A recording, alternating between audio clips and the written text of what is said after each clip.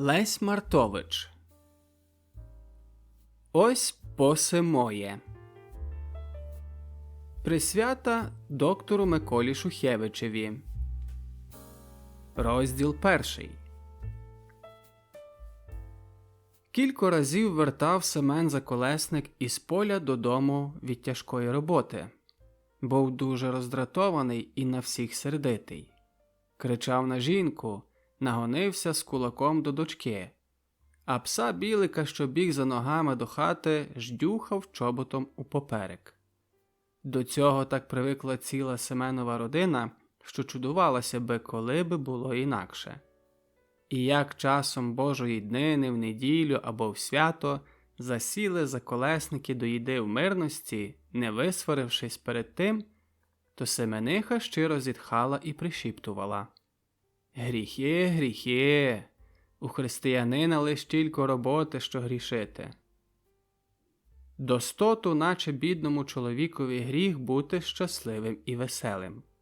Наче щастя для бідного чоловіка той заказаний овоч, що лиш його вкусить, та й по спасенню. Але одного весняного вечора, як вернув Семен із оранки, щинив у хаті таке пекло, що мужики ставали з плугами перед його ворітьми, закурювали люльки і поправляли упряж на конях. «Це Смой у порядку зіцірує своє військо», – говорили поміж собою. «Або вішає, або посидре. Говоріть своєї, такого штукаря нема, аби Семениху повісив, мотузок не зашморгне, то таке легке, що літало би в воздухах, а шкіри і зубами не віддерби від кості». А Семен доки кричав на жінку, доки кулакував дочку, а далі сів на ослін та й став чупер на голові микати. «Йой-йой, рабівники!» Семениха взяла віник перед піччю позамітати та, побачивши, як чоловік обсмушує голову, обізвалася до нього, похилена над віником. «Чи ти, мой, не сказився сьогодні?» Семен глипнув на неї якось зачудовано та й одразу подобрів. «Абись знала, щом сказився. Такого дива нароблю, що сотий каятиметься. Аді, Юрко бодай 7 рік конав, працю закрадає, ґрунт переорює». Семениха випрямилася і піднесла віник, як ложку до їди. «Котрий, Юрко?» «Онуфріїв, котрий же?» Семенисі так не хотілося в то вірити, що гадала, наче вона не дочуває, що чоловік говорить, тому ще допитувалися. «Який ґрунт?» «Та же на помірках». «Та що робить?» «Ей, з тобою говорити, то вперед би фасолі наїстися», – відповів Семен, але зовсім не злобно. Це така річ, що про неї порадитися би. Тому Семениха вважала чоловічину відповідь за підтвердження попередніх слів. «А Бог би же його тяжко скарав та побив. Ото рабівник, а руки ж би йому покорчило, дай Господочку святий». До Семена наново приступило. Справив долоні догори, наче би мав щось спадаючого зловити, згинав пальці в кулак і знов розгнав, а за кожним разом затискав зуби. «Йой-йой-йой! Кобих його був застав, та й кишки був би випустив. Гріха за таке не боюся. Але ще я його десь надибаю в тісних сутках, обезвічу. Чей я в Бога цей ласки допросюся». Семениха не кінчила вже замітання. Поставила віник у кут коло дверей, поправила на собі окрайку, вхопилася правою рукою за правий клуб, готова до сварки. Християнин як не відробить, то відговорить, а все інакше. Це лучилася така нагода, що аж просилася, аби Семена добре насварити. Але ж бо зайди собі сердитим мужиком та ще коси насіпає. Тим-то воліла Семениха подалеки зайти. А ти ж не міг відкіскати? Семен глянув скоса на жінку і скривився. Яка ж бо ти сиромудра, а я ж годен зараз то відібрати, що він щороку відорював? Взяла Семениху лють і жаль. Лють за те, що боялася Семена і не могла його сварити, а жаль за землю. Вийшла на двір і справила плач, наче по мерцеві. Розділ 2. По вечері вийшов Семен на двір, постелив собі на возі та й ліг горілиць. Десь далеко гавкали пси жалісливо, а з поля приносив вітер співанку, що співали парубки, ведучи коні на ніч. Над Семеновою головою бриніли комарі дивними голосами. Те гавкання, ті співанки, ті голоси наче колисали Семена. Ой, синові дала солодкого меду. Ці слова наче бриніли комарі до вуха Семенові, наче плакали над нещасливою невісткою, що їй дала теща гадючої їди. Аж нараз плуг, 4 воли, ще й Юрко за плугом. Най говорить хто що хоче, а Семена таки в саме серце голкою вкололо. Розкрив широко заспані очі, наслухає. Це не комарі плачуть, це парубки співають. Над ним широке небо. Кліпають на нім зорі, як дитячі очі. Місяць обснувався срібним павутинням, наче голова з льоду дивиться звисока, упрямо в одно місце і бровою не моргне. Тошно стало Семенові. А я то й дивуюся, де поділася то та вперта грудка від Юркової межі. Зверху суха від сонця, аж сива, а зі споду вогка, чорна. Борона її не бралася, треба було щороку чоботом розбивати. Ого, ніхто Семена не вдурить. То та грудка враз із кибою на Юрковім боці. Семен пізнає свій ґрунт, хоть перекладай межу як хоч. Завсіди вгадає, ось поси моє. Пізнає свою землю за 100-ю межею, на 10-тім селі. Як знає свою худібку, так знає і свою землю. То гід орав у розгін, саме з киби хибувало. А де, куда стежка в горох, зовсім помірочок і звузив. Свята землиця, якби могла, геть утекла б з поза межі з Юркового боку, стиснулася би, здулася би вгору, а таки вернулася б назад під Семена. Але вона немічна. Хоть годує нас, хрещених, а вже їй так Господь милосердний дав, що муч її, пори її, а вона й не здригнеться. А чи ж дбатиме Юрко так за неї, як Семен за неї дбає? За краденим добром голова не болить. Аж туск побирає, в які руки попалася то та землиця. Семен обернувся на лівий бік, підклав кулак під голову та й удивився в драбину від воза. Досада його розібрала. Яким правом має Юрко загарбувати мою працю? Зась, з діда-прадіда моє. Відорати, сокиру за черес, плуг загнати та й поки його відкіскати. А якби Юрко що перечив, сокирою в чоло. Зась, вороже, я своє відбираю. А політки мої де? Знов обернувся Семен Горілиць та й знов удивився в ясні зорі, в ледяний місяць, у темно-голубе небо. Жалість підступила Семенові під серце. Коби знаття, поки моє. А я ж гарен зараз то відібрати, що Юрко, може, яких 10 рік заорює. Правда, Семен відорював не раз по скибі, але ж бо злодій як бере, то не по одній. Не вгадаю, сам себе ошукаю. Тепер обернувся Семен на правий бік.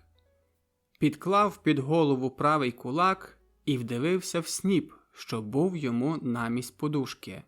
Знов Семена досада зібрала. Як то? Аби вже не було злодіям стриму?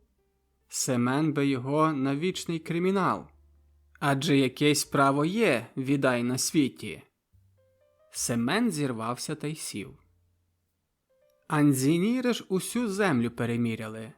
Кожний помірочок, кожний круглячок у мапах стоїть. Нехай комісія з'їде, зараз допевниться, чи є доки. До суду, Юрка. Розділ 3. Ніхто не знає, як Семена боліло серце за тими грішми, що видав, і за тими, що їх мав дати. Але й ніхто не знає, яку Семен мав розраду з тої причини, що на його ґрунті та комісія буде. У неділю коло церкви став собі поміж найчільніші газди, слухав, що слухав бесіди інших, а врешті каже: «А в мене комісія буде». Прижмурив очі, зморщив брови, здудурив голову догори, наче нікого не видить, лиш церкву та голубе небо. Ніби «аби сте знали, богачі, що й Семена пани знають». Уже навіть зовсім стратив лють на Юрка. Про нього нікому нічого не згадував, лиш про комісію. Важке слово хоть куда. Пішов у місто, зложив гроші, а то аді на його закликання з'їжджає комісія. Не бано йому було й льоху продати на комісійні кошти. Зложив гарненько 9 левів і 2 шустки, лиш без 3 крейцарі, а решту грошей з льохи сховав до скрині. Не так уже Юрко. Він збоявся цей прички. Хлоп як дуб, дужий як ведмідь. Робота йому в руках горіла, лиш одну мав хибу – дуже невмовний. Заки сказав слово, то заєдно вперед зо 2 рази кашельнув. Не то, щоб його в грудях душило, але слова зглотяться йому в горлі, що жодне ані руш пропхатися. Юрко кашельне та й втрутить якраз недоладне слово. Притім червонів, як буряк, очі ставали наверха, а на шиї вилазили сині жили, як батоги. Ще як лишень чув почерез люди про комісію, то не дуже журився. Але як возний приніс завізвання із суду, то Юрко злякався. «А де я? Розуміється, не то-то, най бере», – сказав до жінки. А жінка його вирозуміла. Так уже до нього привикла, що по очах йому пізнавала, чого він хоче. «Що тобі таке?» – сказала жінка. «За своє треба й до процесу стати, а він най бере. Най за зуби возьметься, а не нашу кірвавицю аби брав. Збирайся та й іди до адуката». «Я, ади, не піду», – простогнав Юрко. Жінка видивилася на нього великими очима, лагодилася насварити, але як побачила перед собою хлопа під саму стелю, що рум'янився і водив очима, наче дівчина соромлива, то зовсім подобріла. «Та що ж бо ти, Юрку, плетеш небелиці? Та же тебе вовк не з'їсть. Чого боїшся йти?» «Бо, ади, розумієш, ади, не знаю». Жінка стала його переконувати. «Та же ти собі поміркуй, Юрку, що як не станеш до процесу, та й ґрунт стратиш. То треба вже раз із себе боя вигнати. Семен буде ґрунт брати, а ти будеш його боятися. Це би й у касті ніхто таке не прибах. Та же ти вже мой не парубчак, але газда. Раз вже межі люди треба показатися». Юрко глипнув на жінку миленькими очима та й простогнав. «Ти мене, розумієш, на акзамент не бери, бо я, ади, рівно не піду». Юрчиха сама мусила йти. Вона то й знала, що її бесіда так закінчиться, але заєдно пробувала. Все думала, може, Юрко наломиться. Ото, небоже, в тіло вгудів, а розумом нічого не підріс, сказала Юрчиха, а на другий день зібралася та й поїхала до доктора Бабенюка. Семен довідався того ж дня, що Юрко ставить проти нього адвоката. Не надумаючись багато, майнув і собі в місто, але тут гірко орудував. Його адвокат-розник від 12 ринських і говорити не хотів. Грошей з льохи ще би стало, та тільки Семен смутився, що пропасть грошей уже пішла. Легко виговорити 31 левів, але давати їх то чупер дуба стає. Та то сума, маєтки. Але адвокат розрадив. Він тобі кошт увесь поверне, а пускатися без адвоката може бути біда. Семен уже й пристав на то, але вважав за відповідне не показувати цього по собі. То велика річ, я ще мусю із жінкою порадитися.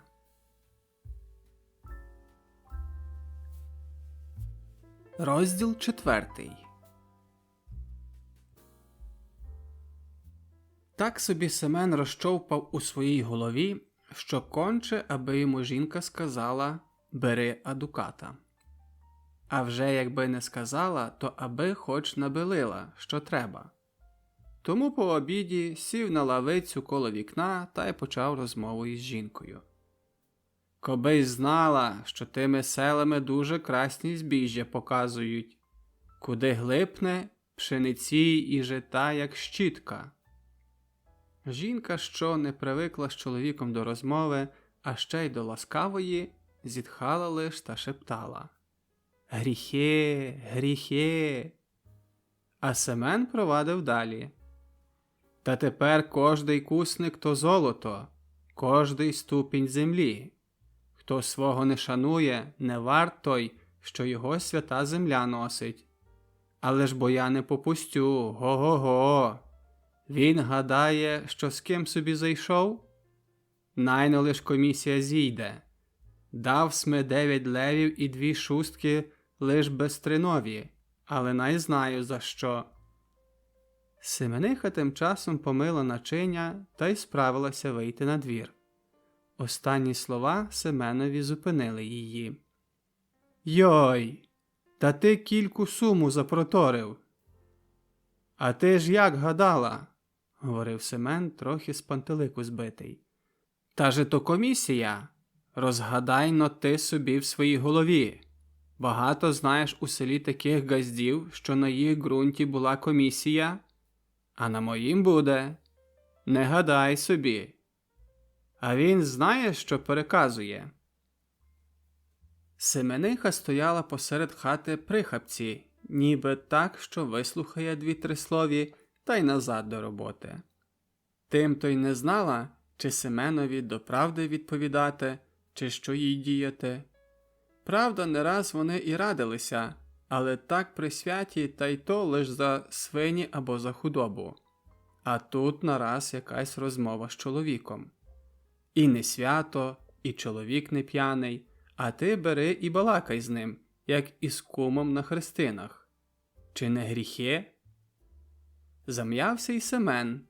Помовчав трохи, вдивився в землю та й знов. «Та знаєш, – каже, – що він переказує». Семениха дивувалася. «Хто?» «Юрко, а хто ж?» «Та, каже, ти собі, каже, виводи і 10 комісій, а я, каже, привезу адуката, та й усе за ніц. Отак він мені переказує, возився би на своїх ребрах. Ще ж ти мене, брє, почуєш у печінках. Я то вповідав своєму адукатові. Ти знаєш, що він мені порадив?» Договорював Семен уже несміливо. Семениха стояла, наче засоромлена, і слова не пустила. Семен знов удивився в землю, та й таки не говорив, але жнякав ті слова.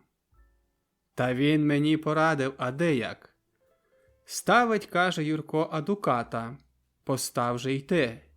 Бо, каже, як він стане з адукатом, а ти сам, то, каже, саме так, якби Юрко став до бійки з тобою Стіпом, а ти голіруч. Та хто би, каже, від кого втікав? І акуратне ж воно так і є.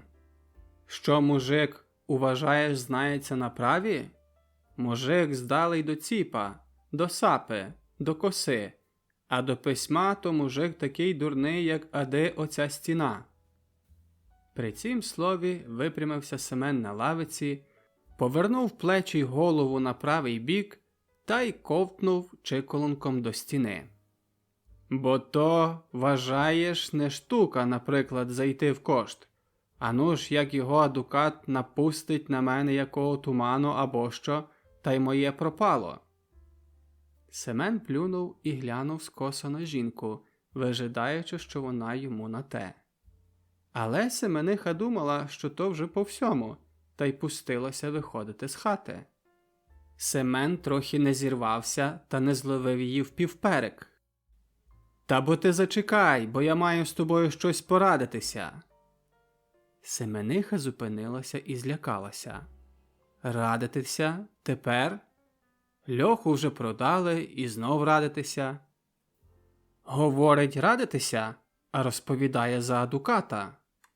Казала би Семениха, що чоловік п'яний та бо не тямить, аби він мав тепер де та й чого впитися. Казала би, щось воно та не так. А Семен торочив далі. Кошт він мені весь поверне, так мені говорив мій адукат.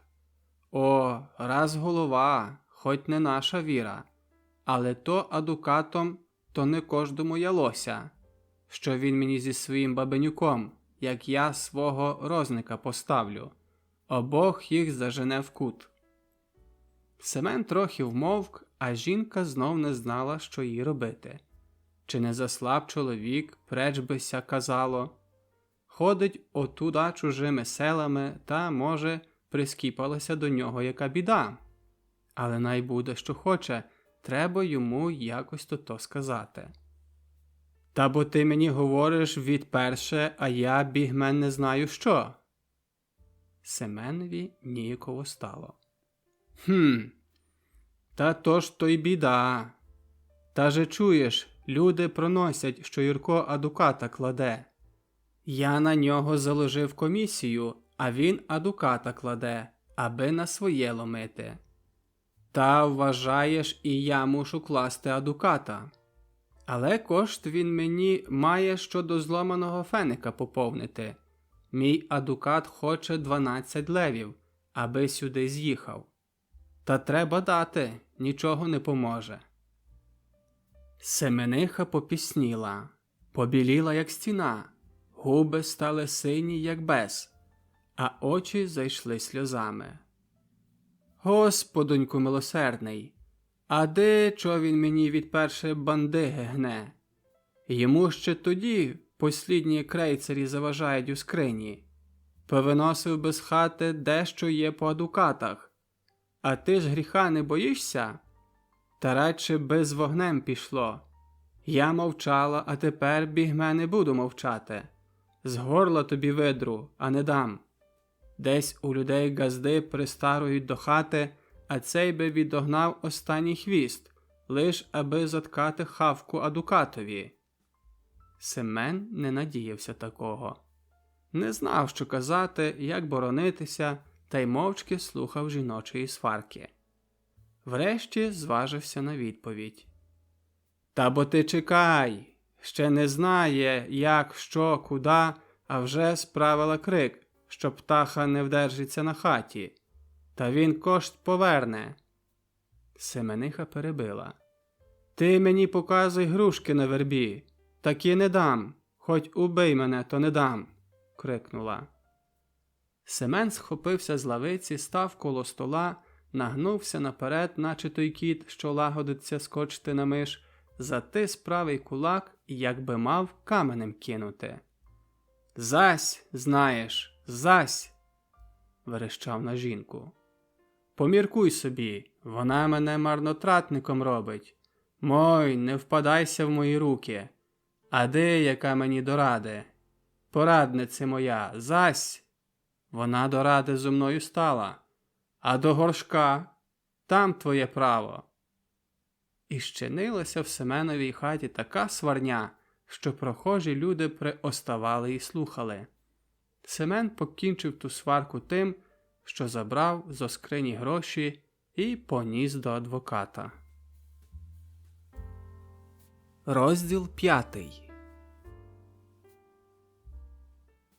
У четвер рано не виходив Семен на роботу, бо з полудня мала з'їхати комісія. Скликував людей, приязних до себе, ніби за свідків. І ті люди прийшли. Прийшов Війт, Паламар і два дуже далекі родичі Семена.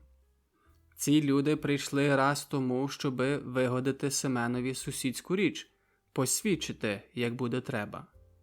Другий раз тому, що лиш у ряди годи з'їздить комісія на село, то газди вже віджаловують робітну днину. Усе кортить подивитися на фіакерного коня із дзвоником, на суддю в урядницькій шапці, на згорбленого писаря. А то ще мають і два адвокати приїхати, котрий котрого. А Війт іще й тому прийшов, що деякий урядник і з'їде, там Війт мусить бути. Отакі це були причини, задля яких ті люди послухали Семена. Але ці причини були тільки так, про людське око, бо, властиво, ті люди прийшли зовсім для чого іншого. Вони не так були приязні до Семена, як ненавиділи Юрка.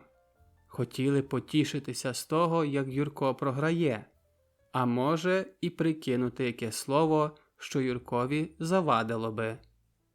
За що вони Юрка ненавиділи? Одним словом сказати за те, що той невмовний Юрко – то читальник. Яка їм із того кривда, вони не могли сказати, але почували в собі, що Юрко чимось та їм пакість коїть. Ненавиділи Юрка за те, що він був основателем читальні і дуже пильно її відвідував.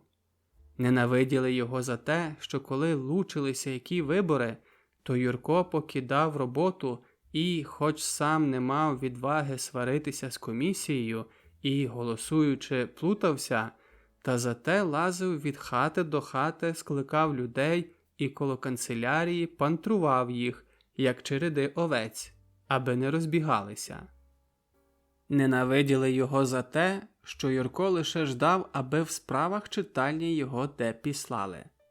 Відносив листи на пошту і з пошти приносив газети до читальні.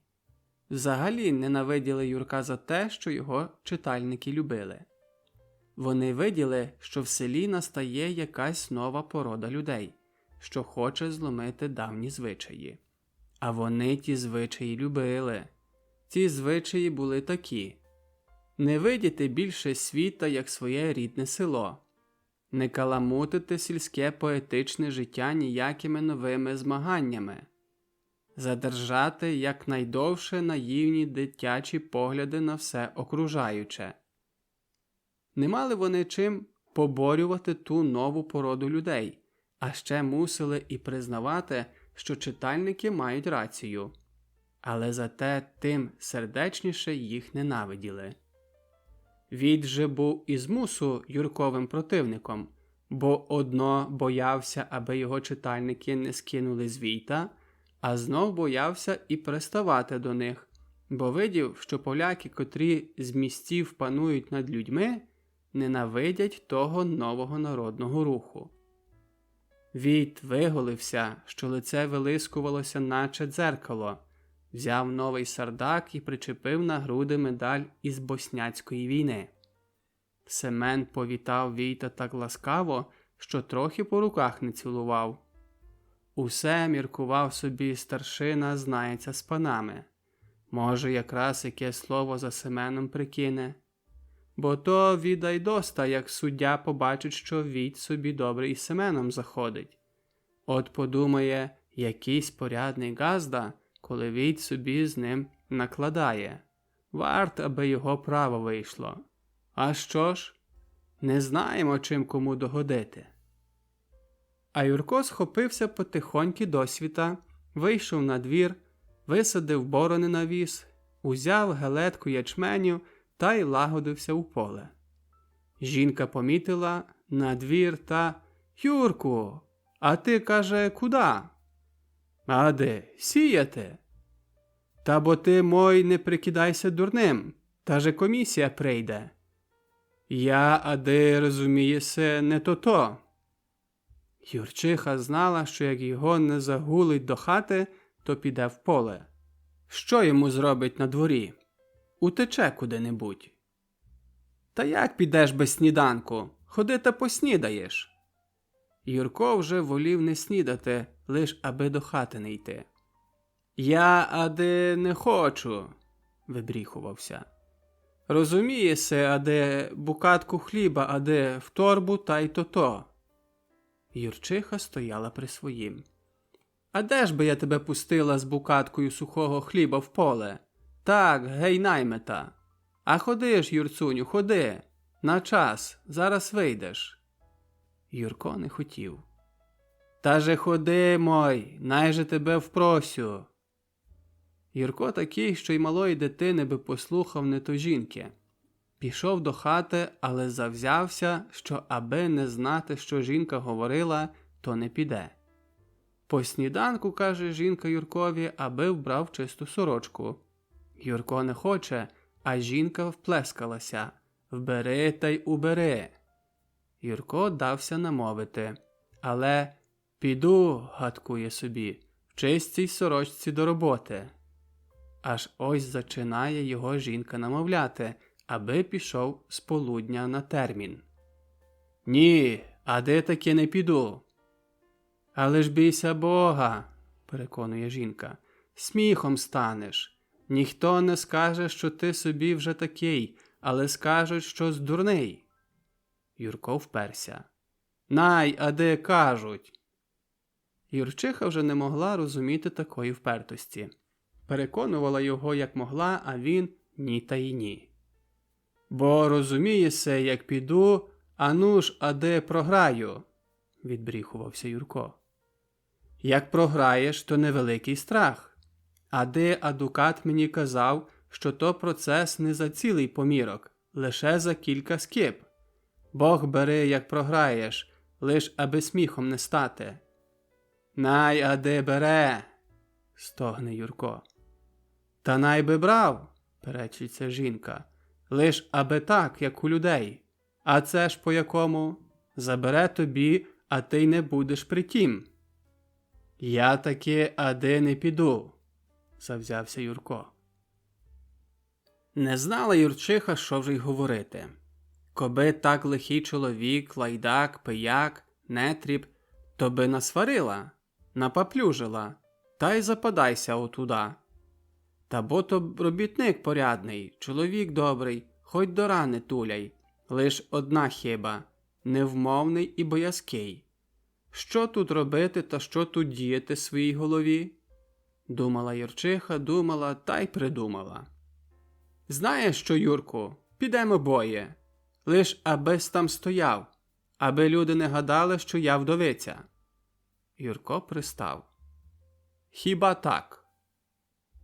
Саме в полудне вибралася Юрчиха з чоловіком на ґрунт, де мала відбутися розправа.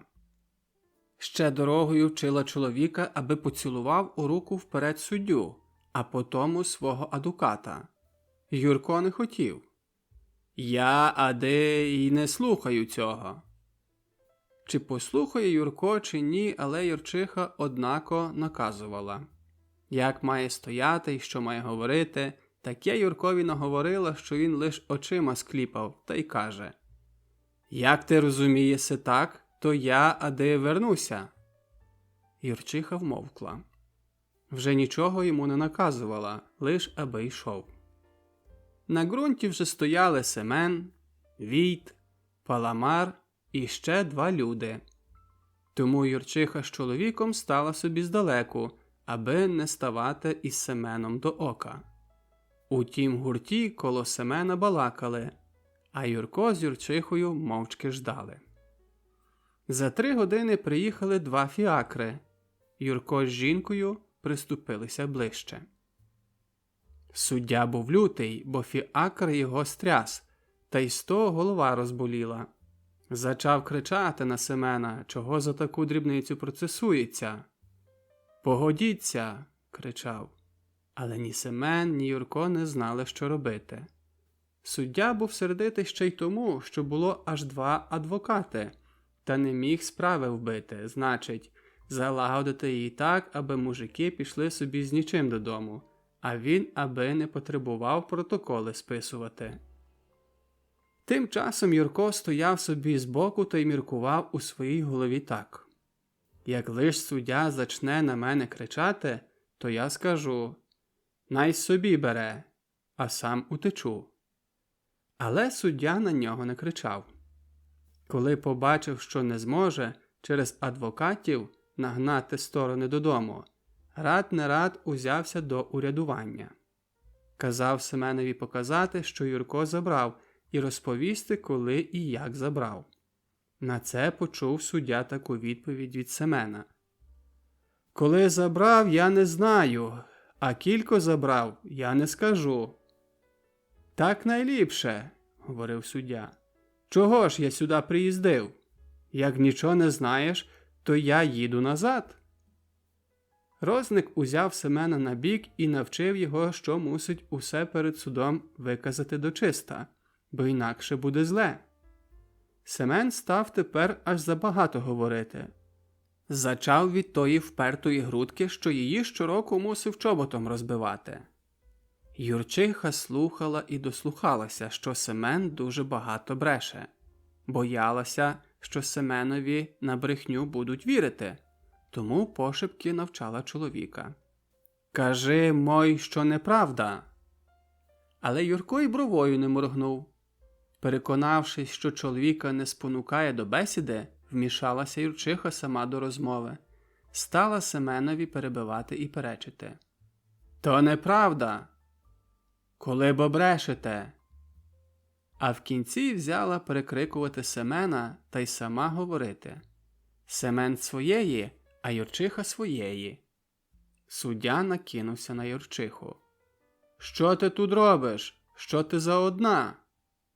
«Я жінка його», – відповіла Юрчиха та й показала на Юрка. «Та говори, чого мовчиш, не чуєш, що Семен тебе глібить?» Говорила наголос до Юрка, не тому, аби він не чув, лиш тому, аби суддя й адвокат доглупалися, що Юрко невмовний. Але це їй нічого не помогло. Суддя заборонив їй говорити, бо як іще раз хоч словом обізветься, та й укарає. Перепуджена Юрчиха шептала до адвоката, аби говорив намість Юрка, бо Юрко невмовний. Адвокат успокоював її, що не треба ще говорити, але вона однаково боялася. От-от збиралось їй на плач. Юрків помірок був з-під барабуль, а Семенів з-під жита. Юрків адвокат показав судді, що Юрків помірок був зораний, а житнище і не порунтане, бо на послідній скибі не було ані одного корінця. Ясно, як на долоні, що Юрко не винен. Суддя дуже втішився цим спостереженням адвоката, бо не потребував уже свідків слухати. Адвокати почистили кошта, казали Юркові й Семенові взяти за пера. Суддя щось пробурмотів собі під носом, та й по всім. Розник зараз таки сів на фіакра і зачав ніби якусь розмову з писарем, аби не потребував Семенові казати, як скінчилася справа. Зато другий адвокат сказав наголос до Юрка і до Юрчихи. «Но, виграли сте! Має вам Семен 10 левів кошту повернути». Юрко закашлявся. «Я, розумієси, нічого, ади від нього не хочу». Юрчиха інакше думала. «Та що ж бо ти, Юрку, так тяжко гаруєш на крейцер та й дарувати йому кільку суму?»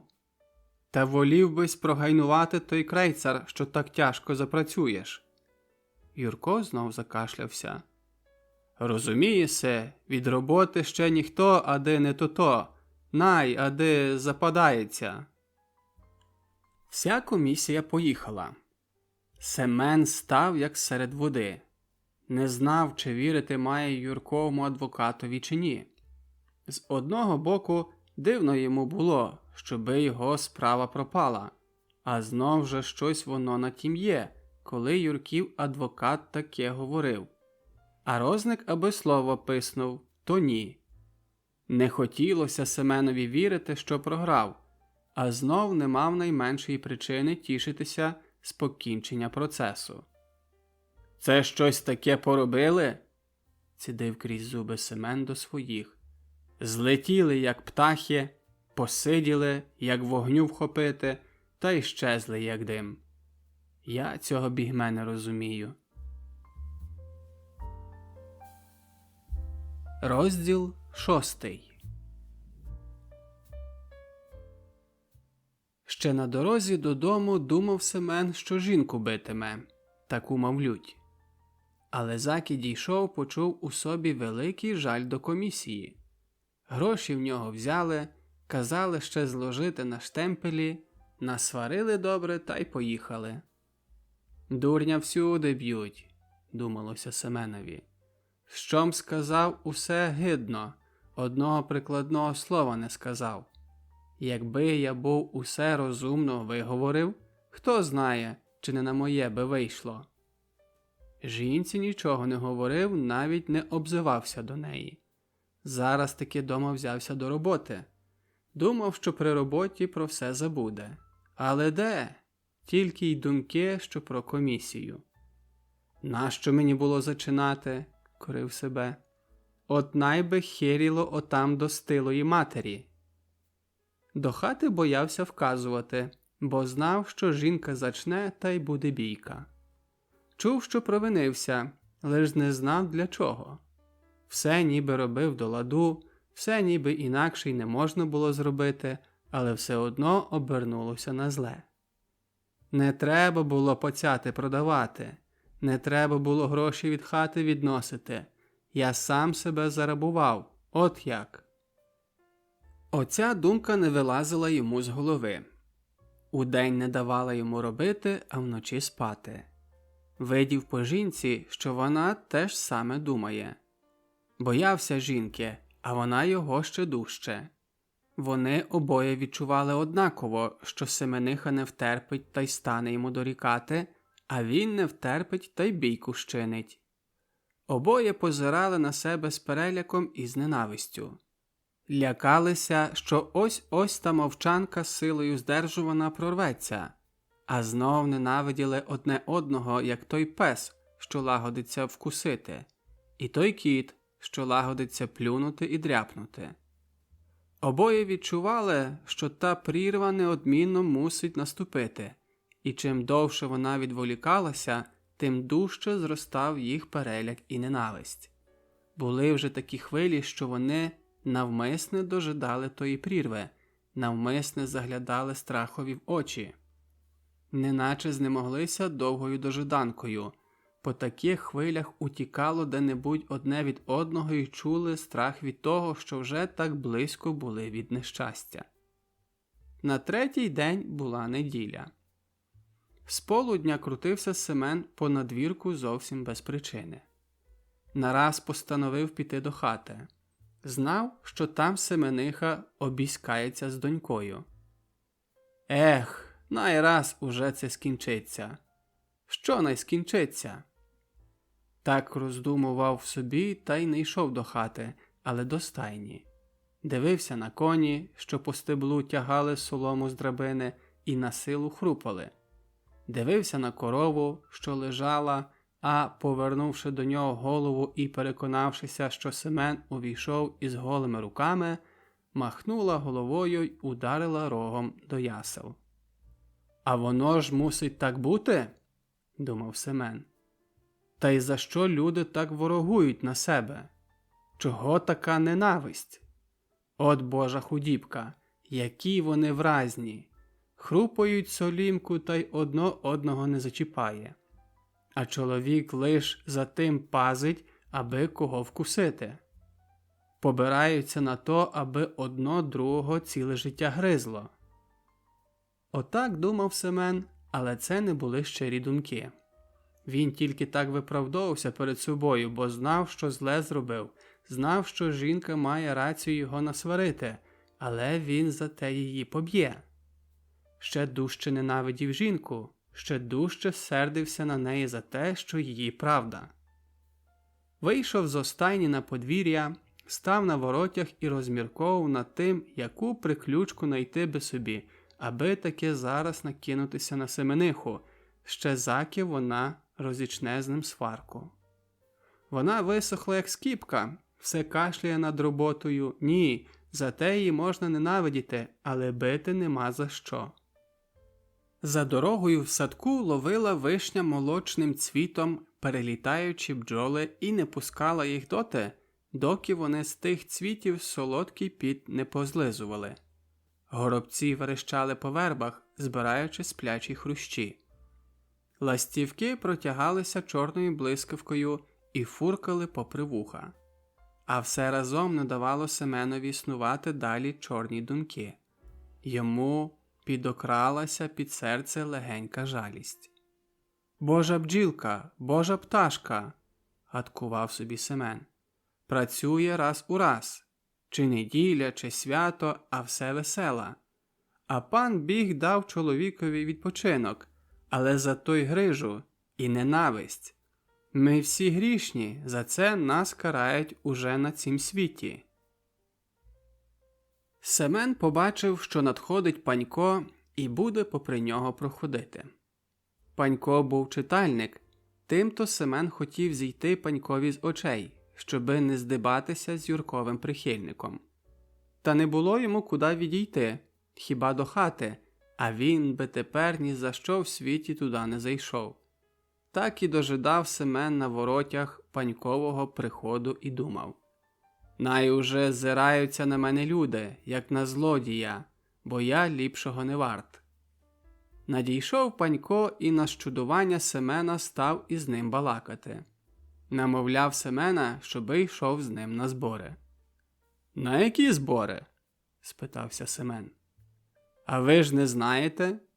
Та же в нас сьогодні віче», – відповів Панько і розказав Семенові, що вже 2 тижні, як розписані вибори до Державної ради, що сьогодні віче в стодолі Олійникового, що на те віче поприїздили і сторонські люди, та що радитимуться, кого в посли вибирати.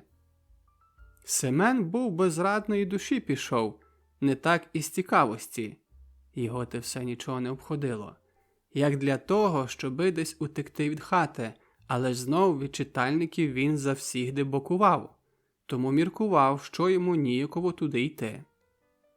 Та Панько його вспокоїв, що на зборах будуть і нечитальники. Дався намовити Семен і пішов із Паньком. Дорогою розповідав йому Панько про кандидата, що його мають намір вибрати послом.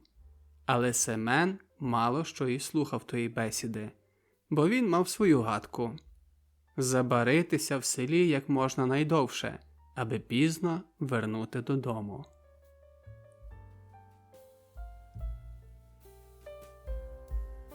Розділ 7. Коли Семен із Паньком прийшли до Грицька Олійникового, то вже нарада давно зачалася. Углядівши крізь відчинені двері стодоли тісно збиту купу людей, першим дивом здивувався Семен, що всі ті люди дивляться в одно місце і що так тихо між ними. На нього найшла несміливість, і він був би допевне вернувся назад, якби не почував тої потухи, що йдеш з читальником Паньком.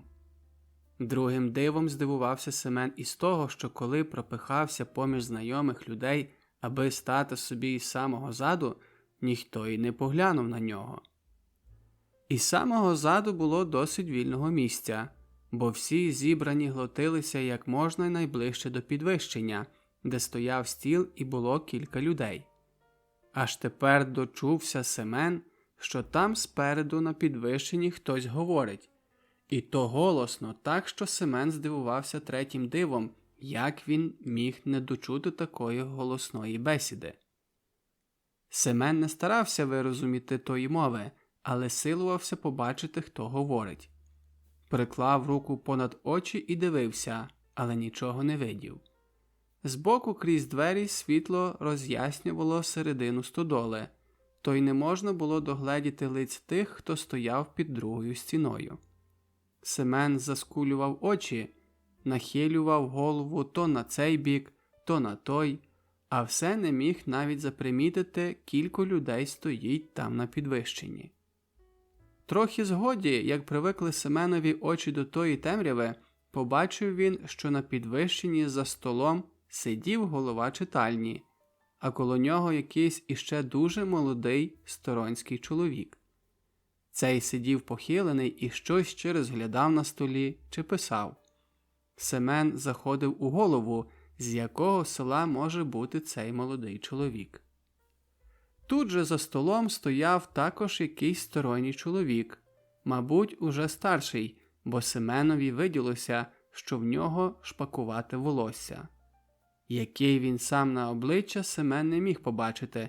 Видавалося йому, що той чоловік червоний на лиці і що має дуже бистрі очі, бо ті очі то ніби гляділи вгору, то понад голови зібраних, а часом, хоч рідше, заглядали просто в обличчя Семенові. Оглядаючи цього чоловіка, Семен мимохідь зачав услухуватись у його мову, бо цей чоловік власне говорив. Хоч як поквапно ловив Семен кождісіньке слово бесідника, отже таки доразу не міг вирозуміти, про що бесідник говорить. Семен тільки стояв, слухав уважно гуку слів і думав заєдно над тим, звідки той молодий чоловік може бути. Аж нараз Семен і здригнувся. Повиділось йому, що бесідник заговорив до нього. «А проступіться ж трохи від дверей, бо мені не видко, а я тут маю щось вам прочитати», – сказав бесідник і взяв із стола якийсь папір. «Це він не до мене говорив, бо я не коло дверей», – подумав Семен, побачивши, як заворушилися ті люди, що заступали світло. Проте, однако, здавалося Семенові, що бесідник до нього говоритиме. Бесідник же зачав так. «Тепер я вам прочитаю, якого посла має вибирати наша мужицька партія». По цім слові став бесідник читати, що посол повинен уменшити мужицьку кривду, а мужицька кривда отака і така. Слухаючи того читання, забув Семен, де він, що з ним, тільки запам'ятував кожне слово. Коли бесідник вичитав усе з того паперу, що в руках тримав, говорив далі з пам'яті, сварив і картав людей, що вони самі тій кривді винні, бо намість з'єднатися разом і помагати собі, то вони ще помагають панам у тій кривді. Дуже довго про це розказував бесідник і дуже сварив на той темний нарід, що спомагає кривду. Зібрані кричали час до часу то «славно», то «правда», а Семен, як таке почув, запхав руки в рукави, як у зимі в мороз, та й собі ж кричав за другими. А коли йому яке слово припало дуже до серця, то говорив «дай вам Боже здоров'я за оце слово». В кінці запитався бесідник, чи зібрані годяться, на що Семен не міг вирозуміти, але подумав собі «аби на шибеницю, то піду». І коли зібрані зняли руки догори, то Семен став на пальці, зняв і собі ж праву руку догори, а придержуючи лівою рукою кожуха, що зсувався, кричав, аж закашлювався «Годимося, годимося всі!» Потім говорило ще пару сільських, але Семен не слухав і не розумів їх. Він заєдно передумував те, про що говорив той сторонський чоловік, і все йому виділося, що йому того чоловіка поцілувати би в руку. Як по вічу вийшли всі на двір, то Семен забігав зі всіх боків і пропихався поміж людьми, щоби побачити того чоловіка. Той чоловік стояв в однім гуртику і балакав про щось. Семен його побачив, але не мав відваги приступити. А ще йому і соромно стало, що хотів ні відси, ні відти цілувати того чоловіка при людях у руку. Люди поволі розійшлися, і лишилося тільки кільканадцять читальників і ті два сторонські люди. Хоч поміж ним був і Юрко, то Семен таки не відходив. Він усе оглядав того чоловіка і примітив, що той чоловік справді вже старший, але зовсім не такий червоний, як йому здавалося в стодолі. Зате очі в нього ще бистріше бігали, як у стодолі. Читальники хотіли тих сторонніх людей погостити і складалися по 6 на пиво. Семен не втерпів. Пошолопав у мошонці, вирахував мідяками 6 і, наче підкрадаючись, приступив до панька. «Беріть і в мене 6», – сказав і налякався, що ану ж не прийме. Але панько прийняв. Коли Юрко приніс уже пиво, винесли зі стодоли стіл і ослони до саду. Грицько виніс із хати буханець хліба і краяв на кусні, а голова читальні попросив сторонніх людей сідати. Пили пиво 2 склянками. Кожний тягнув один лик, доливав склянку, щоби була повна, і подавав сусідові. Розмова не йшла загальна, але кожний говорив зі своїм сусідом, і майже всі просили тих сторонських людей, щоби пили і закусювали. Семен видів, що всі ті люди і веселі, і щирі до себе, та й від того стало йому неначе заздро на тих людей. Голова читальні, що також сидів на ослоні, піднявся, а як для того розмова трохи втихла, подякував гостям, щоб були ласкаві в їх глухий кут заглянути і щирим словом додати відвагу до народної праці. На це піднявся також той чоловік, подякував і говорив щось далі, але Семен не чув. Він хотів також сказати своє слово, і як тільки об тім подумав, зашуміло йому в ухах, наче би дикі гуси перелітали ось там над його головою, але зважився. «Щось бим сказав, та не знаю, чи буде моє слово приймлене». «Просимо», – відповіли всі гуртом. Семен поглянув на людей, і всі ті знайомі лиця видалися йому якимись чудними, що їх треба боятися. Але говорив далі. «Я маю вам казати, що я дотепер бродив лісами і дебрами. Аж оце чоловік вивів мене на гладке. Дай вам Боже здоров'я, бо не знаю, як вас називати». «Мене Іван», – відповів той чоловік, «але ви називайте мене товаришем, бо ми всі товариші». «Та й за це слово, аби сте прожили», – сказав Семен, приступив до стола і вхопив Івана за руку, нахиляючись, аби поцілувати. Але Іван притягнув руку собі, а натомість наставив Семенові губи і поцілувався з ним. «Як оце з товариш говорили», – балакав Семен, трохи червоний з того, що хилявся, «то я собі розмірковував і дуже дивувався, відки вони так добре знають за мене. Бо вони за мене весь час говорили, геть розповідали і за мене, і за мою жінку, ще й за мій процес із Юрком». По лицях читальників пересунулася незамітна усмішка, як пізньої осені пересувається слабе сонячне світло по білій стіні. Голова читальні трохи засоромився, аби чужі люди не думали, що тут такі читальники, що не розуміють розумної бесіди, тому перебив Семенові. «Лишіть то-то!» Семен помітив і ту усмішку, і те засоромлення, і все те викликало в нім острах, але й безтямну відвагу. «Вибачайте мені», – просився він, – «панове газди, браття наші наймиліші, ще й товариші, хоч я гидне слово скажу, то вибачайте мені, але позвольте, най усе викажу дочиста, що мене під серцем в'ялить. Бо як моє слово раз приймлене, то має бути приймлене, додав він, ніби відгороджуючись тим дивним лицям, що боявся їх. Аби сте знали, що то я той темний нарід, говорив далі, поступившись нараз від стола, ніби щоби всі його побачили, який він.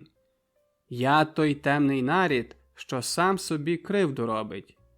Це я той нещасливий нарід, що намість рятувати себе, то він собі ніж до горла прикладає.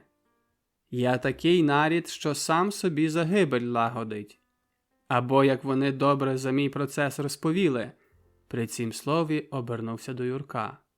Наш нарід, отак цей товариш говорили, не повинен дивитися, що нам пани кажуть, бо то на зраду. Пани мають своє право, а ми повинні тримати своє право. Так же воно є. Який розсудок дали нам пани? Заплатив я, та й заплатив Юрко. Приїхали пани, наганьбили мене та й наганьбили Юрка. Пани поїхали, я з нічим, та й Юрко з нічим. А я виджу, що ми своє право маємо утримувати. Якби я собі з Юрком добре заходив, то його би не кортіло межу переорювати. А якби я знав, що він до мене добрий, то я не вірив би, що він мені межу переорює. Куме Юрку, най не буде межи нами гніву. Юрко приступив ближче, витягнув праву руку, загнув пальці і вложив їх у загнені пальці правої руки Семена. Так стулені руки піднялися оба вгору, і Семен поцілував зі свого боку Юркову руку, а Юрко поцілував зі свого боку Семенову руку. «Та я, ади, – промимрив Юрко, – бігме, вашого не заорював». «Не божіться, куме Юрку, – говорив далі Семен, – бо я вже виджу, який я нарід паскудний.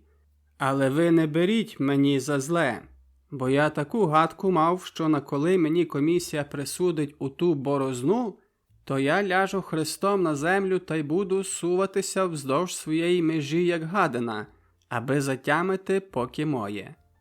Так я собі гадкував, а то все неправда, бо то все брехня. Ми не маємо казати один одному «ось поси моє», але маємо усі взятися за руки красно та й сказати «ось поси наше». «Правда!» – притакнули всі гуртом. Оце притакнення зрадувало Семена. І коли він тепер поглянув на ті знайомі лиця, переконався, що йому тих лиць не треба боятися, бо вони приязні до нього. Ще й так йому повиділося, що він має перед тими лицями пожалуватися, а вони його потішать. Що це з товариш говорили, то я все видів, лиш не розумів, бо я бродив лісами, а на гладке не міг потрапити. Але я такий нарід, що для нього вже нема рятунку, бо то я той темний нарід, що в нього в хаті нема прожитку, що в нього не чути доброго слова, лиш гризоту та й прокльони. При цих словах посунувся йому теплий клубок із грудей у горло. Семен кашельнув. Теплота з того клубка вдарила Семенові аж на очі, а він затис кулаки та й сліпав очима. «Браття, – каже, – наші наймиліші!» Клубок розгнувався грубими водяними живими нитками, що шукали собі виходу з горла і не випускали Семенових слів. Живі водяні нитки спускалися із Семенових очей по його лиці, на підстрижені вуса, блудили поміж волосками та й злітали цюрком на землю. Клубок усе розвивався, все зменшався, а Семенові легшало в горлі і на грудях. 1900 рік.